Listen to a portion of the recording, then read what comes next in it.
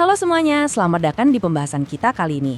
Hari ini kita bakal mengupas tuntas sebuah topik yang super menegangkan, robot EOD, alias teknologi yang secara harfiah berada di antara hidup dan mati. Coba bayangin deh, Anda ada di sebuah zona rawan. Terus, di depan sana ada tas ransel tak bertuan. Atau mungkin ID rakitan. Margin kesalahannya 0%. Terus apa yang memisahkan seorang teknisi bom dari ledakan fatal itu? Dulu sih jawabannya nyali yang gede dan baju pelindung super berat. Tapi sekarang, jawabannya adalah logam, sirkuit, dan kejeniusan rekayasa robotika. Mesin-mesin inilah yang sekarang maju duluan. Ngambil risiko mematikan itu buat gantiin manusia. Nah, kalau Anda mikir, ini mah cuman ada di film-film aksi doang. Coba tebak berapa banyak panggilan darurat buat tim EOD tiap tahunnya di Amerika Serikat saja. 2.400 lebih. Angka ini benar-benar nunjukin betapa besarnya ancaman yang ada di luar sana tiap harinya.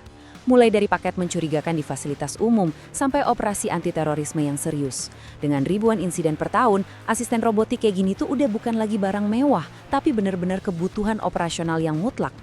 Oke, kita masuk ke bagian 1, jarak berarti keselamatan. Ini adalah doktrin intinya.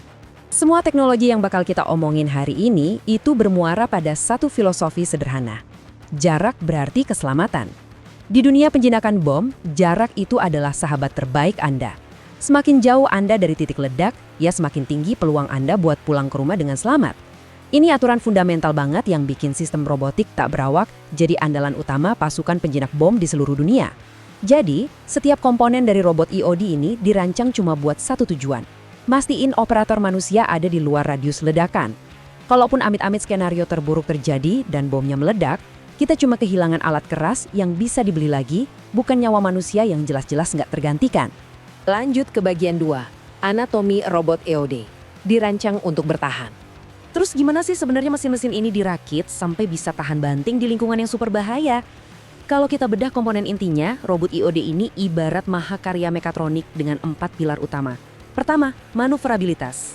Mereka pakai roda rantai ala tank, kadang ditambah sirip khusus. Kenapa? Karena bom itu nggak selalu ditaruh di jalan aspal yang mulus kan? Robotnya harus bisa naik tangga atau ngelewatin puing-puing bangunan. Kedua, lengan manipulator. Jangan bayangin ini kayak capit biasa ya. Lengan ini punya penjepit dan alat potong yang presisinya luar biasa tinggi. Ketiga, komunikasi jarak jauh. Mereka pakai sinyal nirkabel berlapis buat mastiin kontrol tetap aman meski dari jarak ratusan meter. Dan yang terakhir, sensor visual.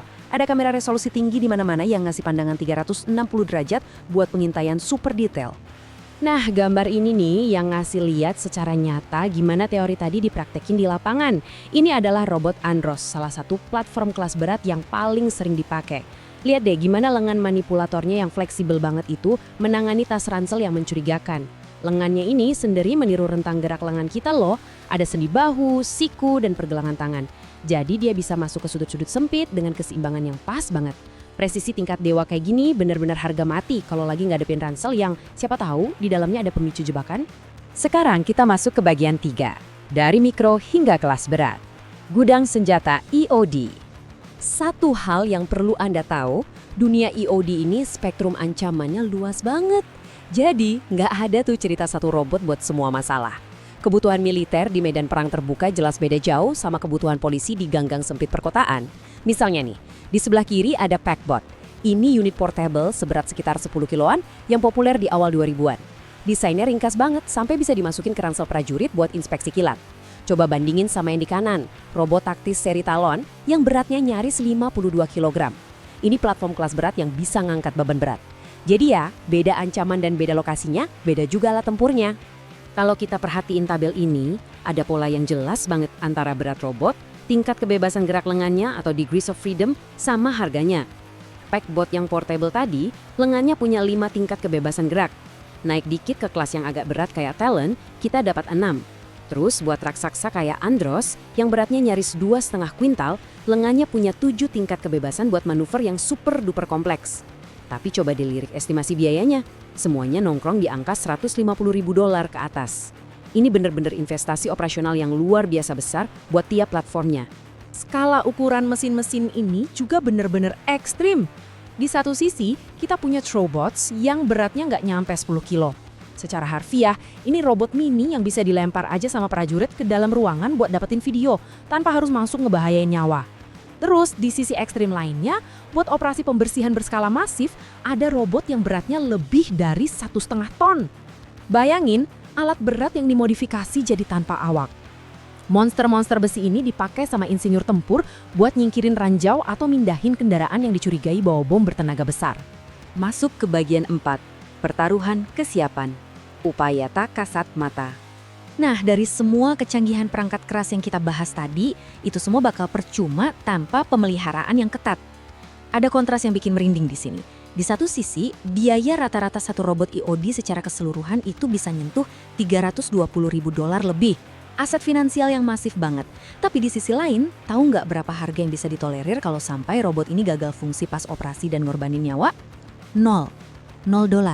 Beda sama mesin pabrik yang kalau rusak ya cuma bikin rugi duit perusahaan, kalau robot IOD ini ngadat, bayarannya bisa nyawa. Kegagalan fungsi di sini bukan cuma gangguan teknis, tapi benar-benar resiko yang fatal. Makanya protokol perawatannya itu luar biasa tanpa ampun. Begitu misi selesai, maksimal 4 jam setelah balik ke pangkalan, robot-robot ini harus langsung diinspeksi total. Ini termasuk ngecek visual tiap sendi di lengan manipulator, ngebersihin lensa kamera, mastiin sinyal videonya mulus tanpa delay, sampai meriksa apa ada puing yang nyangkut di roda rantainya. Belum lagi kalau mereka habis kontak sama bahan kimia atau radioaktif, wah protokol dekontaminasi penuh wajib langsung jalan. Logistik tersembunyi inilah yang sebenarnya jadi jaminan nyawa buat kelancaran misi panggilan berikutnya. Saya pengen Anda dengerin kutipan dari salah satu mantan komandan pasukan penjinak bom ini. Beliau bilang, setiap temuan pemeliharaan yang belum terselesaikan adalah resiko yang dibawa ke panggilan tugas berikutnya. Dan panggilan darurat tidak menunggu jadwal yang nyaman. Dalam banget kan? Coba bayangin, kalau capit robotnya sedikit aja macet, atau tiba-tiba layar videonya putus pas robotnya lagi pasang alat di dekat bom. Terus gimana? Operator nggak punya pilihan selain ngirim manusia. Seorang teknisi bom pakai baju pelindung berat, buat masuk lagi ke dalam radius ledakan. Mesin yang gagal, sekecil apapun itu, berarti mengembalikan resiko kematian langsung ke pundak manusia. Lanjut ke bagian 5, masa depan penjinak bom. Sistem yang lebih cerdas dan aman. Mengingat risikonya yang segila itu, inovasi nggak boleh berhenti dong. Sekarang kita lagi ngelihat perubahan arsitektur besar-besaran yang didorong oleh program AEODRS dari Angkatan Laut AS. Dulu tuh kita terperangkap sama yang namanya sistem warisan. Jadi tiap merek robot bikin perangkat keras dan antarmuka yang beda-beda. Susah banget kalau mau upgrade. Nah, AEODRS ini merevolusi sistem dengan arsitektur terbuka. Jadi ibarat main Lego, komponennya modular. Baterai, lengan, atau kamera dari berbagai pabrik sekarang bisa diintegrasiin dengan gampang karena colokannya udah standar semua. Ini bikin biaya logistik turun dan teknologi baru bisa cepat dipakai di lapangan.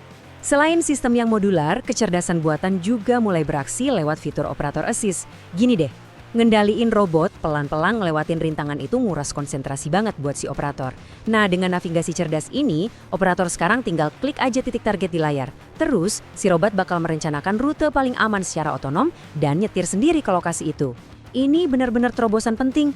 Operator jadi terbebas dari beban mikirin cara nyetir dan bisa fokus 100% buat ngawasin situasi sekitar. Nyari tahu kalau ada jebakan sekunder yang sengaja nungguin petugas datang. Hal ini bawa kita ke satu pemikiran penutup yang bikin penasaran banget. Seiring makin canggihnya kecerdasan buatan, yang bikin robot-robot ini makin bisa jalan sendiri, mulai dari nyetir otomatis sampai ngenalin bentuk bom pakai machine learning. Seberapa dekat sih kita ke masa depan di mana manusia itu benar-benar permanen dihilangkan dari zona ledakan mematikan tersebut? Bakal ada nggak ya suatu masa di mana pekerjaan berbahaya ini murni dikerjain sepenuhnya sama mesin algoritma? Teknologi kita emang lagi lari ke arah sana, dan setiap langkah inovasinya adalah kemenangan mutlak buat kelangsungan hidup manusia. Terima kasih ya udah ngikutin eksplorasi kita yang mendalam kali ini. Terus belajar, dan sampai jumpa di pembahasan topik menarik berikutnya.